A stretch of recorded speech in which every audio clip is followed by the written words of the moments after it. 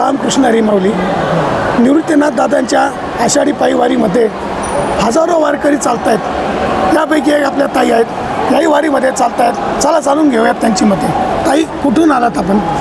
रामकृष्ण हरी. आम्ही पळशेवरून आलो, मंदाबाई शिवाजी गायकी. आम्ही त्र्यंबकेश्वर ते पंढरपूर पायी वारी करतो.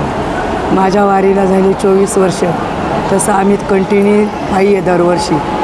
वारी आली का आम्हाला इतकी हुरहुर भरती का कधी वारी येईल, कधी वारी येईल, कधी आम्ही पांडुरंगाच्या भेटीला जाऊ, असं मनाला हुरहुर वाटते जास्त.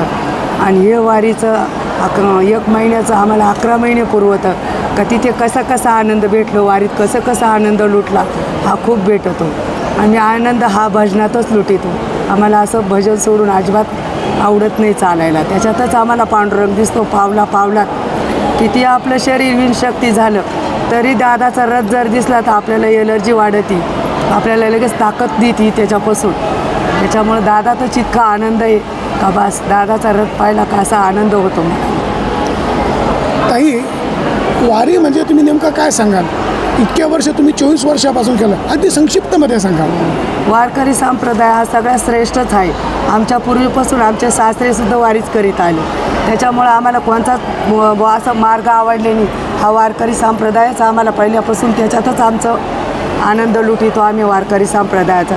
संतांनी आपल्याला मार्ग दावून गेले, त्याच मार्गावर आपल्याला चालायचं आहे. वारी हा आनंदच आहे ना एक जीवनात. नक्कीच ताईंनी वारी हा आनंदच असल्याचं सांगितलं.